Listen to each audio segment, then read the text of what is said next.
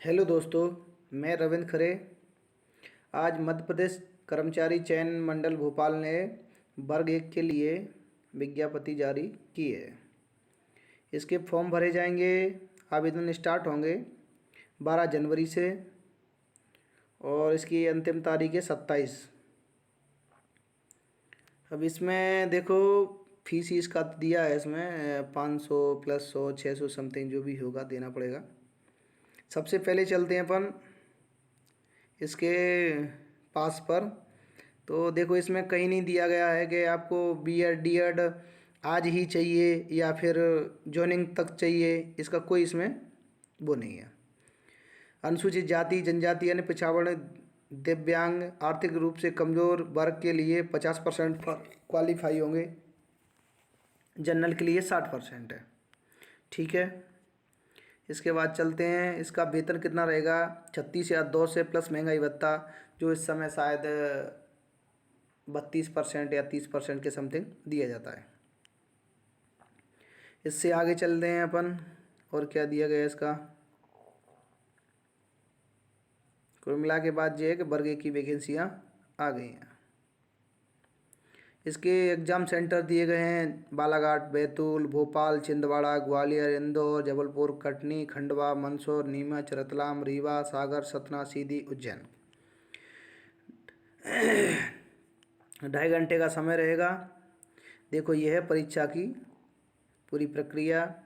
इसमें 150 क्वेश्चन रहेंगे। 2.5 घंटे का टाइम रहेगा। अब की बार इन लोगों ने क्या है कि सबसे बड़ी बात डाली गई है, वो है प्रत्येक प्रश्न 1 अंक का होगा। ऋणात्मक मूल्यांकन भी होगा। प्रति 4 प्रश्नों पर एक उत्तर गलत देने पर 1 अंक काट लिया जाए। मतलब कहने का यह है 1/4 का माइनस मार्किंग है भाई साहब। अब की बार इसमें जो पहला पेपर रहता है वो सबके लिए सेम रहेगा, जिसमें 4 सब्जेक्ट रहेंगी। सामान्य हिंदी 8 नंबर की, सामान्य अंग्रेजी 5 नंबर की, सामान्य ज्ञान, समसामयिक घटनाएं जो करंट अफेयर, तार्किक एवं अंकिक योग्यता, ये तो मैथ रीजनिंग वाला पोर्शन है, ये 7 नंबर का आएगा। पेडागोजी है, ये 10 नंबर का है। टोटल मिला के 30 नंबर होते हैं आपके। उसके अलावा ये 120 का जो दिया गया है वो अपना सब्जेक्ट है। पहले क्या होता था कि पहले 100 नंबर का आपका सब्जेक्ट होता था और 50 नंबर का ये जनरल पोर्शन होता था। लेकिन अब की बार इन लोगों ने बहुत चेंज किया है, 120 का किया है। और दूसरी चीज़ सर, इसमें सबसे पहले देखिए, यहाँ पढ़िए विषय वस्तु का स्तर। विषय वस्तु का स्तर इसमें लिखा हुआ है। प्रश्न पत्र में सामान्य ज्ञान, करंट अफेयर, तार्किक योग्यता, पेडागोजी, विषय वस्तु स्नातक स्तर के छात्र के मानसिक स्तर के समकक्ष होगा। ये पहले भी इतने थे। हिंदी अंग्रेजी ये पहले भी ऐसा था। लेकिन जो प्रश्न पत्र 2 है, जो भाग बी के नाम से जाना गया है, विषय वस्तु का स्तर ये स्नातकोत्तर है, वो एमएससी होता है लगभग, मास्टर डिग्री, इसके समकक्ष होगा। लेकिन पहले जो 2018 में आया था उसमें ऐसा कुछ नहीं था। उसमें यही सिर्फ था स्नातक स्तर का होगा। लेकिन और इस प्रश्न पत्र में प्रश्न मध्य प्रदेश राज्य के कक्षा 9वीं 10वीं में प्रचलित जो चल रहे हैं पाठ्यक्रम की विषय वस्तु पर आधारित होंगे। लेकिन इसका कठिनाई स्तर एवं लिंकेज एमएससी या मास्टर डिग्री स्तर का होगा। प्रश्न पत्र की अवधारणा, समस्या समाधान, पेडागोजी की समझ पर आधारित होगा। ये इसका विस्तृत सिलेबस दिया गया है। हिंदी का और करंट अफेयर का, तार्किक का, अंक की योग्यता, वो तो अर्थमेटिक रहता है पूरा देखा जाए तो। पेडागोजी के अलग सिद्धांत हैं इसके। सबसे पहले हिंदी विषय है। देखो, इसमें साफ लिखा गया है कुल अंक प्रत्येक विषय का विस्तृत पाठ्यक्रम स्नातक के समकक्ष होगा, यहाँ दिया गया है। लेकिन पहले वहाँ जो दिया गया है वो स्नातकोत्तर लिखा गया है। देखो, यहाँ भाग बी का स्नातकोत्तर लिखा गया है। लेकिन यहाँ जाके पता चला इसको कि प्रत्येक विषय का विस्तृत पाठ्यक्रम स्नातक स्तर के समकक्ष होगा। तो ये हिंदी है, ये इंग्लिश आ गया, ये संस्कृत है, उर्दू है, ये गणित है। मैं गणित से हूँ, थोड़ा गणित का जानकारी लेना मेरा थोड़ा ज़्यादा इंटरेस्ट है। अंक गणित तो इसमें थोड़ा थोड़ा करके वैसे देखा जाए तो सेम ही है। बीज गणित, एलजेब्रा, वो भी सेम है। रैखिक असमीकाएँ, एलपीपी, ये भी थोड़ा सेम ही है, कोई ज़्यादा दिक्कत नहीं है। असमीका और ये जो है निरपेक्ष मान, माध्ययों का समता, कांचे स्वार्ज असमीका, या समीकरण है। संबंध फलन, फंक्शन इन रिलेशन, ये भी ठीक है। मैट्रिक्स एवं, ये भी ठीक है, डिटर्मिनेंट है। ज्योमेट्री, कोण, समांतर रेखा, तर्क रेखा बनाएगा, कोण त्रिभुज, ये भी ठीक है। कोऑर्डिनेट ज्योमेट्री, ये भी ठीक है। अदिश सदिश, ये भी ठीक है। इसमें थोड़ी सी दिक्कत है, समांतर समतलीय दो रेखाओं के बीच न्यूनतम दूरी सदिश द्वारा, ये आपको कक्षा 12वीं में मिल जाएगा। क्षेत्रमिति, ये भी 90 10 से 12वीं तक समथिंग मिल ही जाता है, 10वीं तक।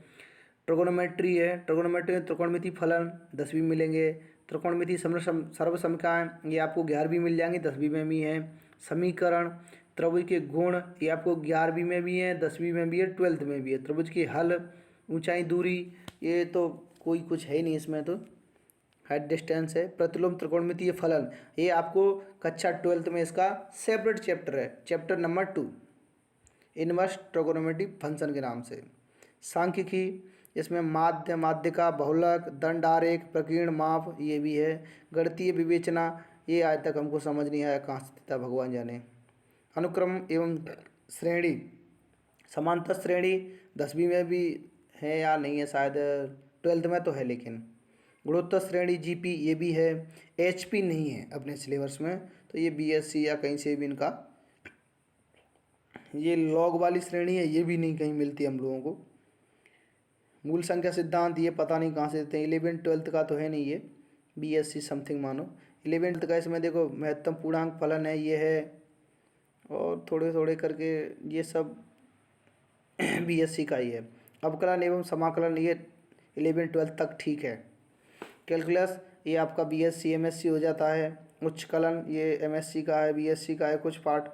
अवकल समीकरण, इसमें बीएससी एमएससी दोनों आते हैं। गणितीय आगमन सिद्धांत पद प्रमेय, ये कक्षा 11वीं में है।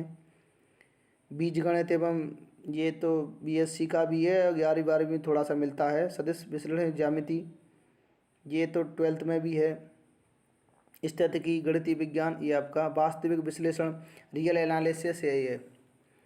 और जो सम्मिश्र विश्लेषण, द्विरेख समिष्ट, अमूर्त, बीजगणित, ये आपका सिलेबस, ये गणित हो गया। ये सब आपके सिलेबस दिए गए हैं। उर्दू, केमिस्ट्री, गृह विज्ञान, ये सब सिलेबस हैं आपके, ये आपको डाउनलोड करने पड़ेंगे। व्यापम की साइट पे जाएंगे, आपको पूरा का पूरा मिल जाएगा। ये मैं जल्दी जल्दी निकाल रहा हूँ क्योंकि मुझे थोड़ा बहुत और जानकारी मिल सके। उसके बाद में ये क्या दिया गया है, मुख्य विषयों की, सह विषयों की सूची। अरे जो इनके अंदर चैप्टर है ना, वो दिया गया है कि अंदर क्या पूछा गया इनके बारे में, ये टोटल है सब, और कुछ नहीं है।